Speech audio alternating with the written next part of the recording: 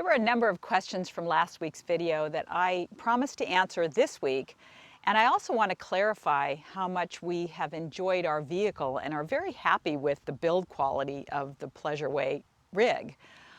Sometimes I guess it seems like we're complaining about things when we talk about problems, but you'll probably see on so many channels, whether it's Less Junk More Journey or Keep Your Daydreams or whoever, every RVer has issues with their rig, and it's typically in the components, and that's kind of what we're experiencing. We're not complaining about the build quality of Pleasureway because I don't think anybody does it better. But it's the components such as, not that we're having problems with all our components, but the people who make the components, people like Dometic or MCD or Truma or basically anything that has a motor inside of your motor or something other than just the cabinetry, they're the ones that are responsible for the warranties of their products. And that's usually where the frustration comes, I think, with most RVers.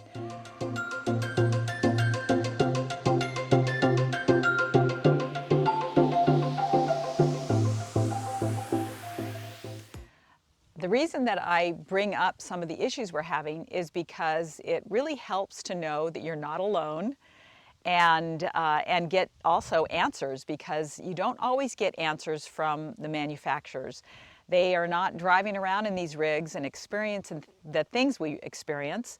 All they do is pretty much get telephone calls from people who want to know things, and they really haven't experienced it. So I think it's much more helpful to speak directly to people who have the equipment and are experiencing the same problems. They're usually the ones that can have the better answers and solutions.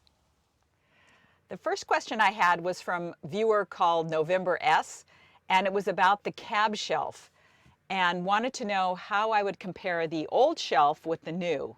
I'll put a link in the description box below to the original shelf that I did, so if you want to stop and go back and watch that, you can. But the question really was, how do we like this one better?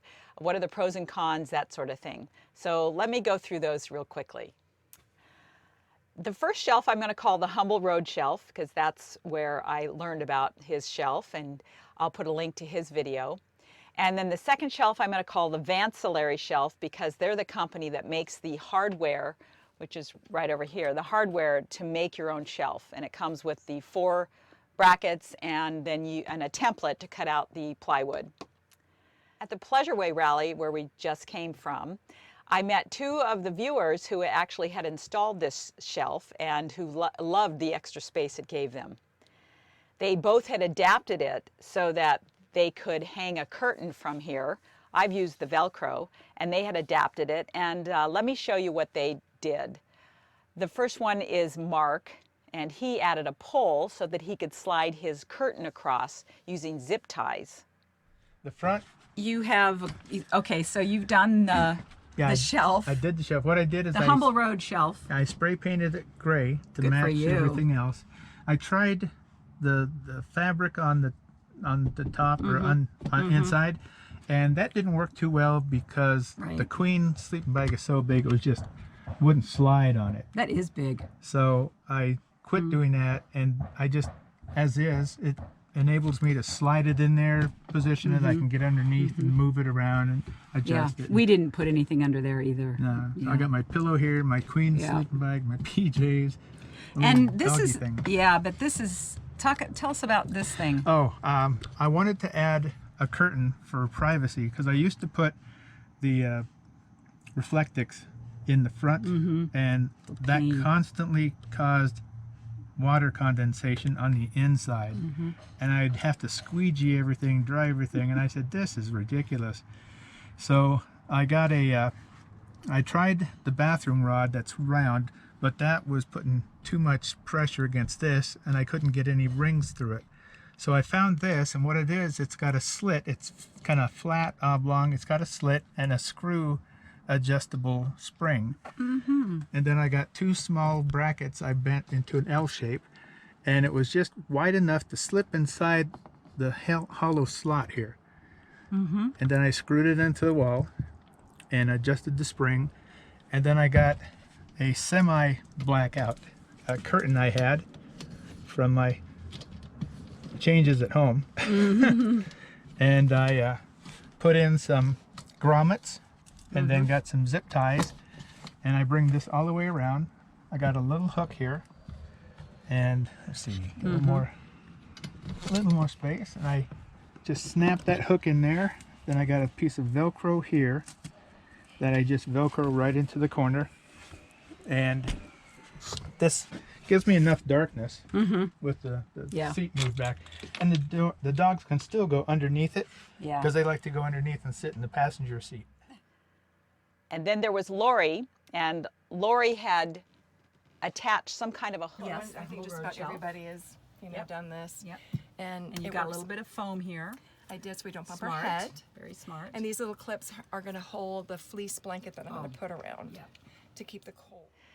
The advantage of the Humble Road shelf is that there is more space between the top of the cab and the shelf down here, and that's because the brackets are a little bit shorter. It's also less expensive. It cost me about $50 to build the Humble Road shelf, whereas this one, the kit from Vancillary, is about $110, and then you also have to buy the plywood. I used 1/2 inch, I think it's called sandy board, something like that. Or you can use some kind of birch veneer plywood or whatever it is you want to match the interior of your vehicle. I still think that the brackets on the Vancillary are a little bit too long, that if they were shortened, maybe 1/2 inch to 1 inch, you'd then gain that extra space between here and here. But what I did just this morning was I had ordered a cargo net, and now I've got the cargo net strung under the bottom here where I think I can store some pillows. I still have to make a few more attachments back here so it doesn't sag so much. So we'll see how that goes. So I'm going to remove the paper, and I'm going to poke out that bit right there.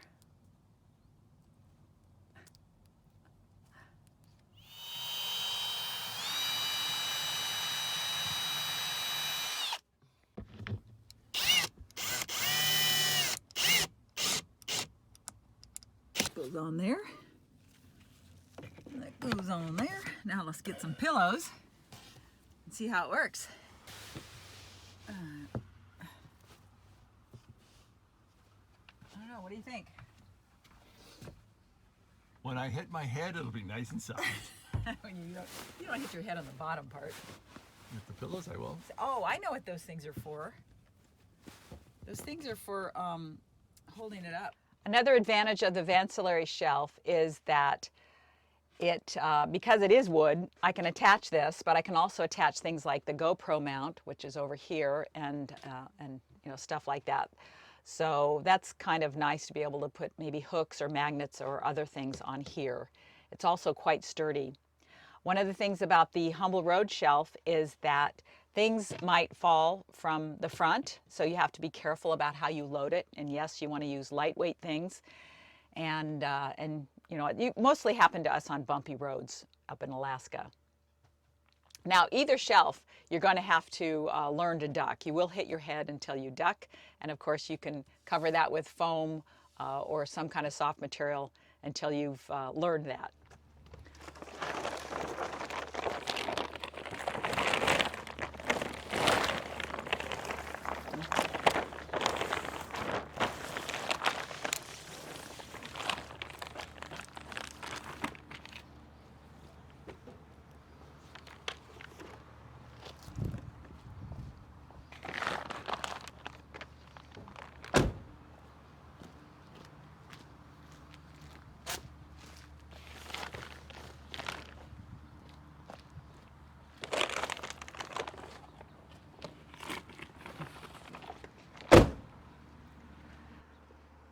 So a few people have asked about the cab windows, and I want to make it clear that Pleasureway sends some very nice shades for the front, and they go inside on the windshield and the two doors. So we have those, but we don't use them because they take up so much space in the garage. It's about that wide and about, well, the width of the windshield. So that's why I've made this cover out of horse feed bags. And the other thing we did on the front is that we installed, we had a company install the film on the two doors, the driver's and the passenger's door, and it cuts out about like 99% of the UV rays. Some people actually put it on the windshield. It's probably not legal in lots of states, maybe all the states. But you know, you really, only reason you know it's there is if you're wearing polarized sunglasses. You can kind of see almost kind of a rainbow weird effect. Sometimes you get little lines. And so that's one of the reasons we did not want to put it on the windshield. The other thing is you have to do it really when the windshield is new and there are no dings in your windshield. Oh, the other thing I want to say about the cover on the outside is that we like that because it protects, it keeps the heat off of both our dash cam camera and also my GoPro camera that I keep up there. And it keeps the van much cooler to have a cover on the outside as opposed to the inside of the van. And so that helps a lot with keeping the heat out. We really like that, and we find that because we use the cab, that blackout curtain between the cab and the back of the van, we really don't need any additional insulation on the front windows. So that's why we don't have the Pleasureway window covers in our van. The next issue I want to talk about, I kind of hesitate to talk about it because I've talked about it so much, and that's the fridge. And I'm sure a lot of you are bored with it. At the Pleasureway rally, I tried to speak to everyone who had either a 2017 or 2018 Dometic refrigerator and what their experience was. I think out of the 5 or 6 people I spoke to, most of them were having problems with their fridge. Not the freezer. The freezer seems to work fine, but the fridge struggles anytime temps really go above 70 degrees. On this trip, we've had, the same things happen. And we also had a problem at altitude. Apparently anything over 5,500 feet can cause problems with the mixture between the oxygen and the propane. And we certainly experienced that when we were at almost 9,000 feet in the Sierras. Most everyone had done kind of the same things that we've done, installed inside fans, installed outside fans, and made sure that their food was spaced enough that they got good circulation inside. Most of them also carry small ice chests the way we do. And then a number of them were carrying ice packs, so they would keep ice packs in the refrigerator. I'm assuming they would freeze them in the freezer and then move them down into the refrigerator when they needed them. And so I now have ice packs and I'm going to do the same thing. One person had even created a shade structure for his refrigerator. Sometimes you can't park your car so that the refrigerator's in the shade, and this apparently was helping his situation. The other thing I want to say about warranties, because a number of people have brought up the warranty issue, and that every manufacturer has its own warranties. Most of them are usually in the 1 to 3 year range. The Pleasureway warranty is 5 years, but that's on the things that they build, not on the components.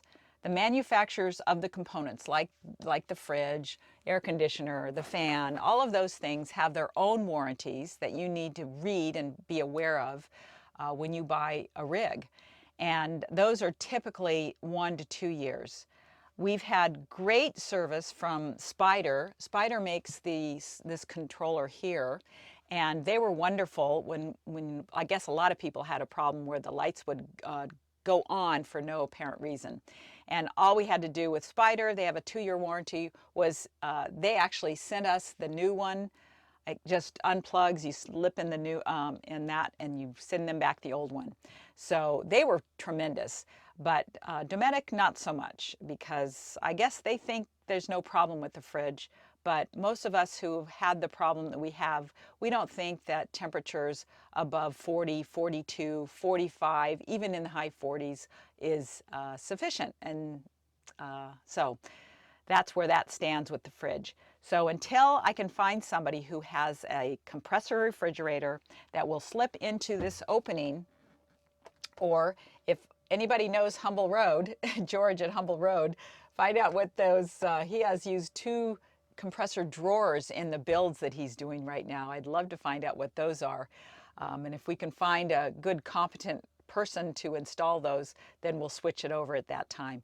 Other than that, I guess we'll just not talk anymore about the Dometic refrigerator and until we have something new that we can compare it to. The last question was, someone asked about how I tape the around the screens to keep mosquitoes from coming in. And I told them I would show them in this week's video. Now, I've already removed the tape from the bathroom window because we don't have mosquitoes now. And but I'll just kind of show you. It's so simple. And I'll use my little flashlight here because it's so hard to show anything on black. But you just take some either electrician's tape or some gaffer's tape and just lay it right across here and seal. So you're going to seal the edges all around here. And I'll show you in the back where I've done it. So back here by the beds, I still have the tape up there, and you can see.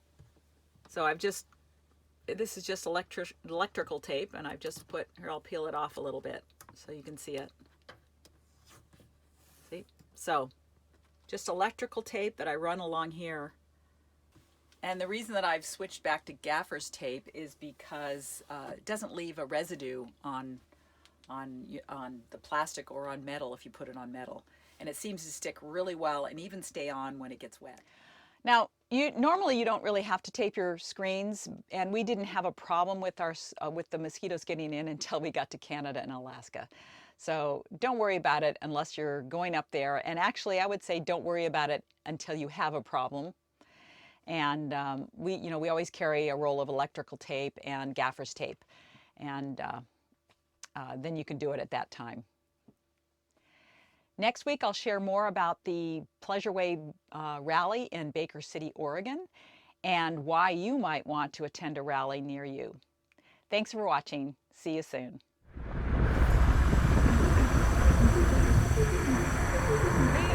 You gonna stand there?